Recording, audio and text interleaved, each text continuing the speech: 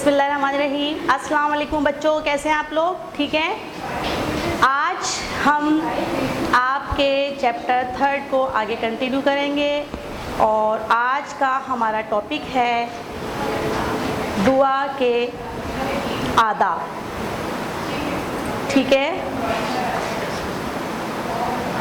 आज का हमारा टॉपिक है दुआ के आदाब, यानी कि जिस वक्त आप दुआ मांगने के लिए अल्लाह के सामने बैठते हैं, अल्लाह के हुजूर दुआ मांगने के लिए तैयार होते हैं, तो उस वक्त आपको किन किन बातों का ख्याल रखना चाहिए, क्योंकि ये दुआ कोई छोटा अमल नहीं है, बहुत बड़ा अमल है। आप इस दुनिया जो है कायनात की सबसे बड़ी हस्ती के सामने पेश हो रहे हैं और उससे मांगने जा रहे हैं, तो यकीनन उसके हुजूर हाजिर होने के कुछ आदाब होते हैं। अब आज हम उन आदाब का ज़िक्र करेंगे। तो आज का हमारा जो टॉपिक है वो है दुआ के आदाब। ठीक है,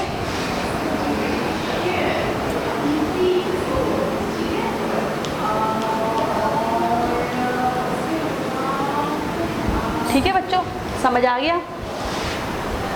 और जब आप इन आदाब का ख्याल रखते हैं तो आपकी दुआ के कबूल होने के इम्कानात बहुत ज़्यादा बढ़ जाते हैं। तो सबसे पहले जो हमें इस बात का ख्याल रखना चाहिए, इस यकीन के साथ दुआ मांगी जाए कि अल्लाह ताला इसे कबूल करेगा, इससे दुआ की मकबूलियत का इम्कान बढ़ जाता है। तो यकीन होना, अल्लाह पर यकीन होना, क्योंकि आप अल्लाह के सामने जा रहे हैं तो इसका मतलब है आपको यकीन है कि अल्लाह ताला इस दुआ को कबूल करेगा। लेकिन अगर आप ऐसे ही लापरवाही से बस मांग लेते हैं शायद कबूल हो जाए, हरगिज़ नहीं, ये जो है दुआ के आदाब में शामिल ही नहीं है।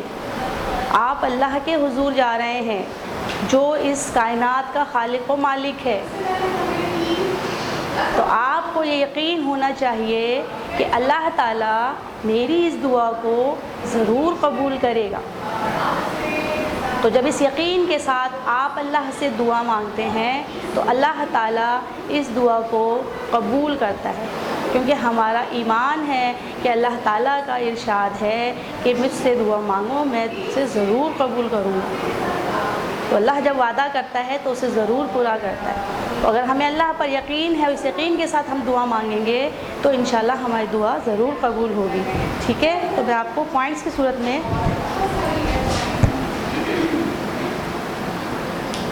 दुआ के कबूल होने का यकीन होना चाहिए। ठीक है, इसी सूरत में दुआ कबूल हो सकोगी। नेक्स्ट जो है, दुआ मांगने से पहले कोई नेक काम किया जाए, सख्तियों और मुसीबतों के वक्त ख़ास तौर पर अपने नेक आमाल के वसीले से दुआ मांगी जाए। अल्लाह ताला के नज़दीक वो लोग बहुत अज़ीज़ हैं, वो बहुत जो है अल्लाह को बहुत पसंद हैं, जो दुनिया में नेक काम करते रहते हैं और अपने आप को अल्लाह के मुकर्रर करदा हुदूद में रहकर ज़िंदगी गुजारते हैं।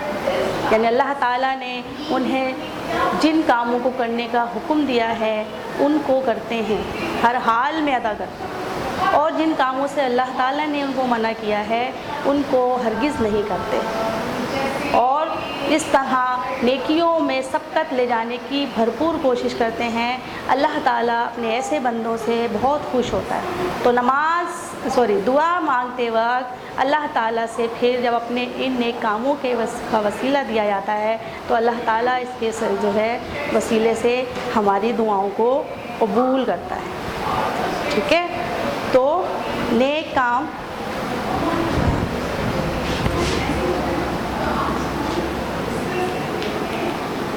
काम का वसीला पेश किया।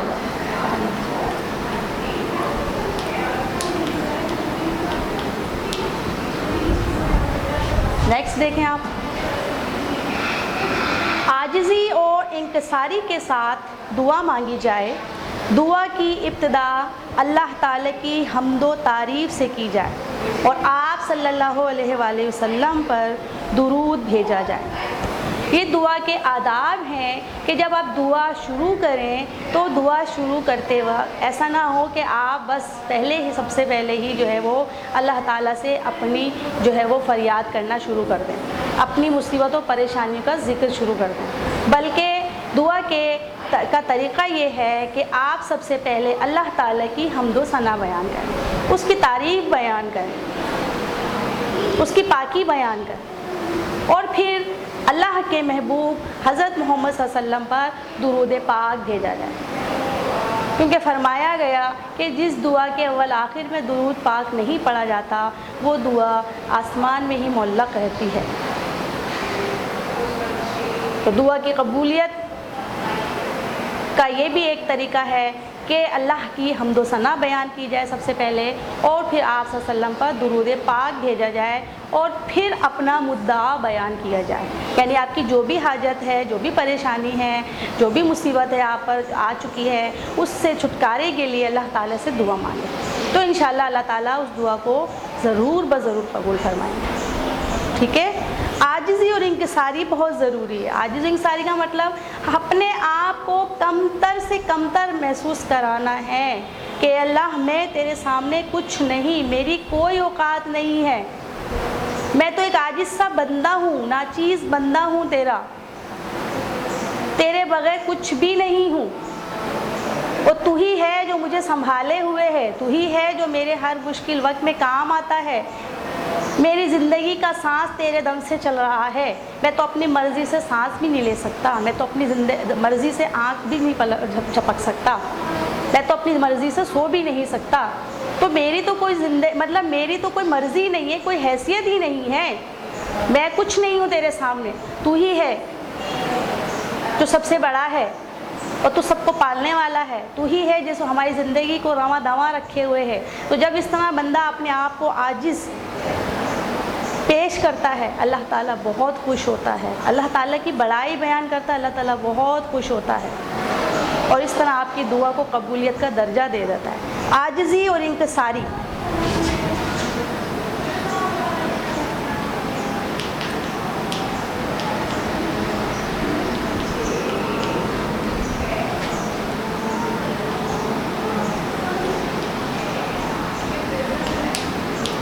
ٹھیک ہے، عاجزی اور انکساری کے ساتھ مانگا جائے۔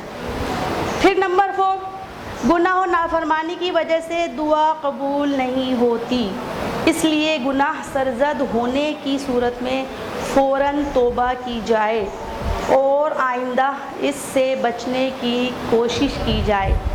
یقیناً جب ہم کوئی گناہ کر بیٹھتے ہیں، جیسے ابھی جو ہے، تو گناہ کی صورت میں اللہ تعالیٰ ہم سے ناراض ہو جاتا ہے، اور ایسی صورت میں جب ہم اللہ سے اپنے جو ہے وہ کوئی حاجت پیش کرتے ہیں تو اس کی قبول ہونے کے چانسز بہت کم ہوتے ہیں۔ ہاں، اگر ہم اپنے گناہوں سے توبہ کر لیں، اللہ تعالیٰ سے معافی مانگ لیں، اور اس بات کا اللہ سے وعدہ کر لیں کہ اللہ آئندہ یہ گناہ سرزد نہیں ہوگا، اور میں آئندہ اس گناہ کو جو ہے وہ کرنے سے توبہ کرتا ہوں، تو ایسی صورت میں اللہ تعالیٰ خوش ہو کر نہ صرف یہ کہ آپ کے اس گناہ کو معاف فرما دیں گے، بلکہ اس کے بعد آپ جو دعا کریں گے انشاءاللہ وہ دعا بھی قبول ہوگی۔ ٹھیک ہے، تو دعا سے پہلے اپنے گناہ کی معافی بھی مانگی جائے۔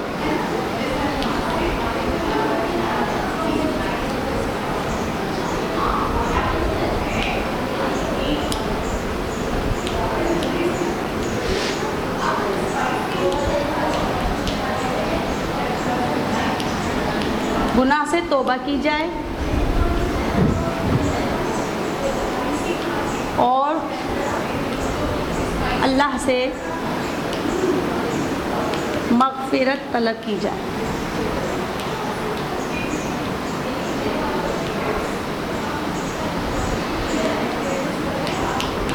تو اللہ تعالیٰ خوش خوش ہوتے ہیں۔ اس کے بعد طریقہ کیا ہے؟ قرآن و حدیث میں جو دعائیں منقول ہیں انہی کو اختیار کیا جائے، کیونکہ ان دعاؤں میں تمام ضروریات اور حاجات دینی و دنیاوی کا احاطہ کیا گیا ہے۔ دعائیں مانگتے وقت کوشش کی جائے کہ وہ دعائیں جو قرآن اور حدیث سے ثابت ہیں، اللہ تعالیٰ نے قرآن پاک میں بہت کئی جگہ جو ہے وہ آیات نازل فرمائی ہیں جو دعا کی صورت میں ہے۔ مختلف انبیاء نے جو ہے اپنی مصیبت و پریشانی کے وقت اللہ تعالیٰ نے کن الفاظ میں دعا کی، وہ الفاظ قرآن پاک میں موجود ہیں۔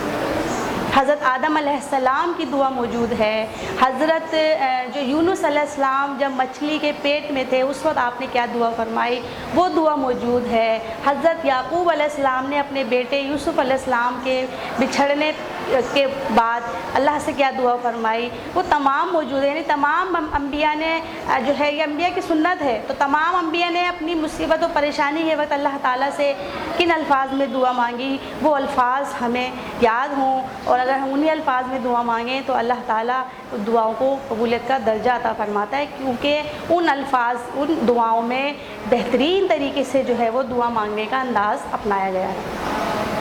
اس کے علاوہ آپ صلی اللہ علیہ وسلم نے مختلف موقعوں پر کن الفاظ میں دعا فرمائی، ان الفاظ کو اپنی دعا کا حصہ بنائیں، تو ایسی صورت میں بھی دعا جلدی قبول ہوتی ہے۔ ٹھیک ہے، تو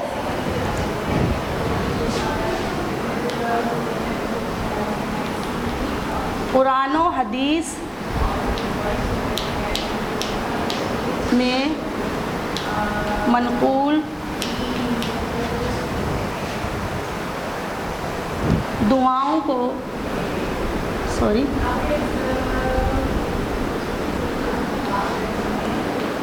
دعائیں اختیار کی جائیں۔ ٹھیک ہے،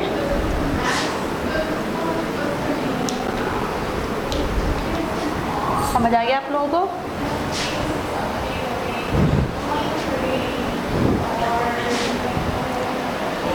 اس کے علاوہ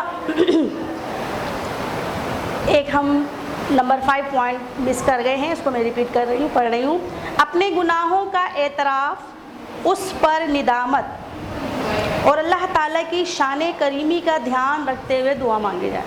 یعنی کہ جس وقت ہم دعا مانگ رہے ہوں ہمارے ذہن میں یہ ہونا چاہیے کہ ہم کیا کیا گناہ سرزد کر بیٹھے ہیں، ہم کون کون سے گناہ کر بیٹھے ہیں، تو ان گناہوں کا ہم اعتراف کریں، اور نہ صرف یہ کہ اعتراف کریں بلکہ اس پر ہمیں شرمندگی ہو، اور اس شرمندگی کا اظہار کرتے ہوئے ہم اللہ تعالیٰ سے اپنے ان گناہوں کی توبہ کریں، اس سے مغفرت مانگیں، اور پھر اللہ تعالیٰ کی جو شان کریمی ہے اس کو سامنے رکھیں، کیونکہ ہمیں پتہ ہے اللہ بہت بڑا ہے، اللہ کے خزانے میں کسی چیز کی کمی نہیں، کمی ہے تو ہمارے مانگنے میں ہے، تو ہم اس کی شان کریمی کا خیال کریں کہ وہ بہت بڑی ذات ہے، وہ سب کچھ دینے پر قادر ہے، وہ سب کچھ بخشنے پر قادر ہے۔ شرط یہ ہے کہ اس سے مانگا جائے اور بہترین طریقے سے مانگا جائے، اسے خوش رکھا جائے۔ تو جب وہ خوش ہوتا ہے اپنے بندوں سے تو یقیناً وہ بے حساب بخشتا ہے، یعنی ہماری دعاؤں کو قبولیت کا درجہ مل جاتا ہے۔ ٹھیک ہے، تو گناہوں کا اعتراف، اس پر ندامت،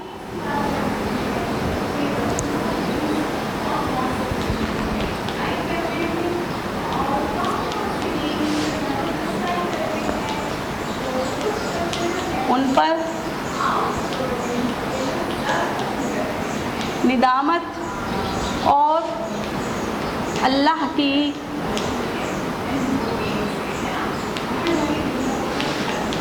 شان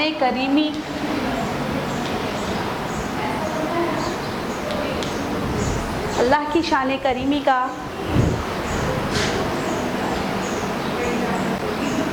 دھیان رکھا جائے۔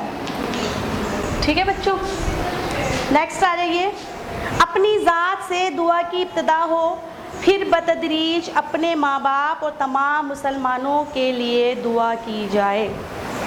جب بھی دعا مانگی جائے صرف اپنے لیے نہ مانگی جائے، مغفرت طلب کی جائے صرف اپنے لیے طلب نہ کی جائے، اللہ کی رضا حاصل کی جائے کے لیے دعا کی جائے، صرف اپنے لیے نہ مانگی جائے، بلکہ اپنے ماں باپ کے لیے، اپنے رشتہ داروں کے لیے بھی دعا مانگی جائے۔ اللہ سے بھلائی مانگ رہے ہیں، اپنے لیے نہ مانگیں، اس کے ساتھ ساتھ اپنے دوست احباب، اپنے ماں باپ اور تمام مسلمانوں کے لیے بھلائی مانگیں۔ تو ایسی صورت میں اللہ تعالیٰ خوش ہوتا ہے۔ اللہ تعالیٰ کہتا ہے یہ جو بندہ ہے میرا، یہ خود غرض نہیں ہے، یہ صرف اپنے لیے نہیں مانگ رہا، بلکہ اسے باقی تمام مسلمانوں کی بھی پرواہ ہے۔ تو ایسی صورت میں پھر اللہ تعالیٰ خوش ہو کر دعا کو قبولیت کا درجہ دے دیتا ہے۔ ٹھیک ہے، تو دعا اپنے ساتھ ساتھ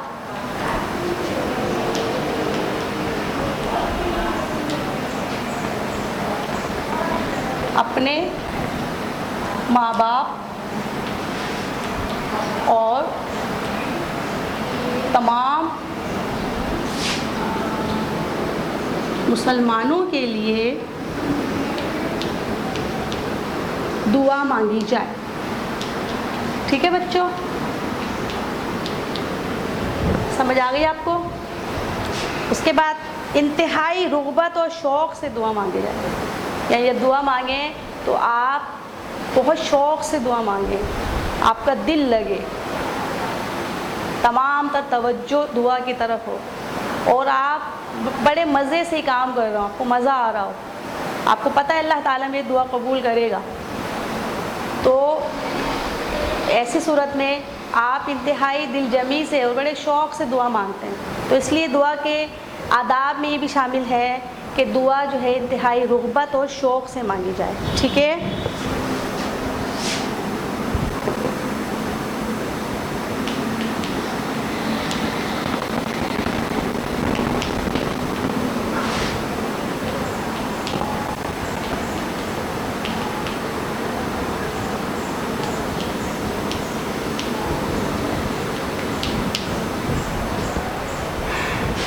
کسی گناہ یا قطع رحمی کے لیے دعا نہ کی جائے، یعنی دعا جو ہے کرتے وقت حد سے تجاوز نہ کیا جائے اور کسی محال یا ناممکن امر کی دعا نہ مانگی جائے۔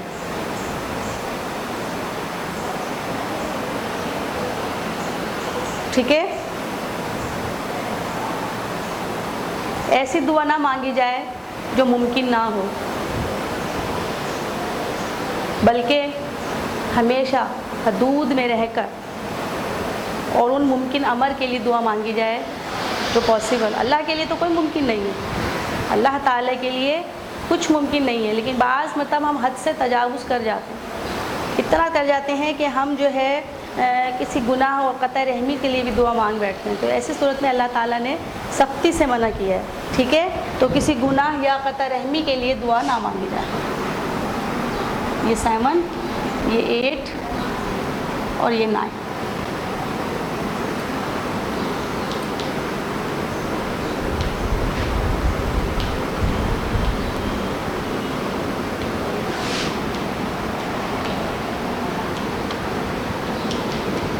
ٹھیک ہے بچوں، سمجھ آ گیا آپ کو؟ اور آخری پوائنٹ ہے آج کا، دعا میں اپنی بے بسی کا اقرار کیا جائے اور اللہ تعالیٰ کی قدرت، عظمت اور کبریائی کا پورا دھیان ہو۔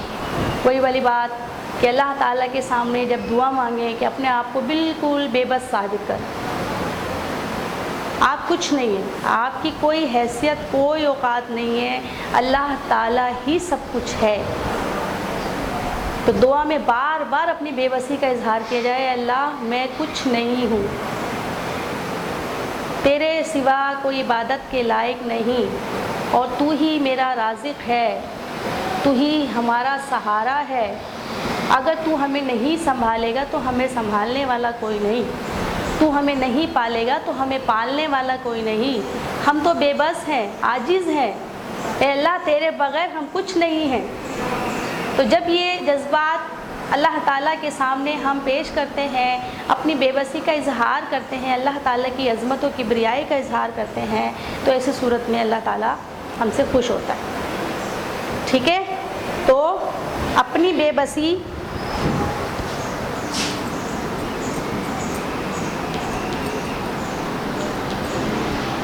اور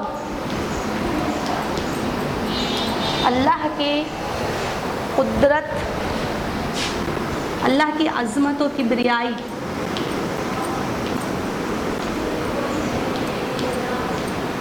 کا اعتراف. ٹھیک ہے, یہ کیا جانا چاہیے. تو یقیناً آپ کو آج کا ٹاپک سمجھ میں آ گیا ہوگا. آپ کو سمجھ میں آ گیا ہوگا کہ دعا مانگنے سے پہلے آپ کو کن کن آداب کا خیال رکھنا چاہیے کہ آپ کی دعا کے قبول ہونے کے امکانات بڑھ جائیں. یقیناً ہر مسلمان چاہتا ہے کہ وہ اللہ سے تو دعا کرے, اللہ تعالیٰ اسے قبول کر لے. ٹھیک ہے, چلیے اب آ جائیے کلاس ورک کی طرف. کاپیز نکال لیجیے جلدی سے.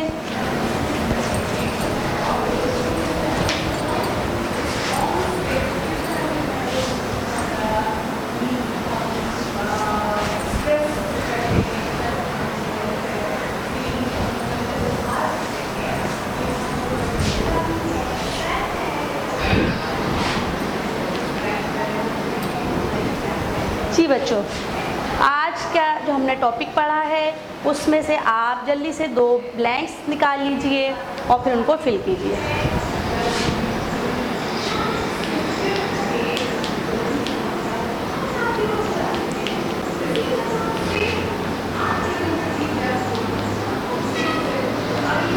جی بچوں, ہو گیا. اگلا کوشچن آپ کا حسب معمول, آپ اپنے آج کے ٹاپک سے 2 MCQs نکال لیے اور اس کو بھی فل کیجیے. ٹھیک ہے,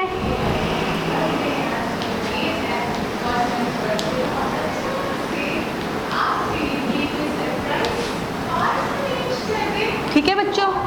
اور نمبر 3 کیا ہے, 2 آپ نے جملے نکالنے ہیں جو کہ غلط ہوں گے, ان کو آپ نے درست کرنا ہے. تو یہ تھا آج کا کلاس ورک, آپ نے کر لیا. اب آپ اپنی کاپی میں آج کا ہوم ورک لکھ لیجئے. ٹھیک ہے, آج کا ہوم ورک کیا ہے؟ آج کا ہوم ورک ہے, یقیناً جو آج کا ٹاپک پڑھا ہے جی بچوں, تو آپ لوگ ہوم ورک لکھ رہے تھے آج کا. سب بچے جلدی سے کوشچن لکھیں آج کا. آج کے ٹاپک کے حوالے سے آپ کا کوشچن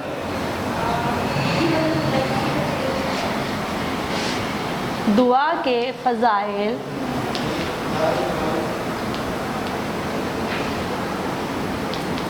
تفصیل سے لکھیے.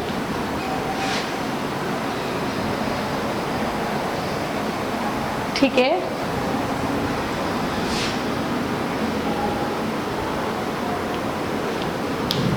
یہ آپ کا ہوم ورک تھا آج کا, اور اس کے ساتھ ہی آج کا ٹاپک بھی ختم ہو گیا ہے اور آپ کا چیپٹر کا ایک ٹاپک رہ گیا ہے. انشاءاللہ تعالیٰ نیکسٹ کلاس میں اس کو کور کر لیں گے. تب تک کے لیے اجازت دیجیے. اللہ حافظ.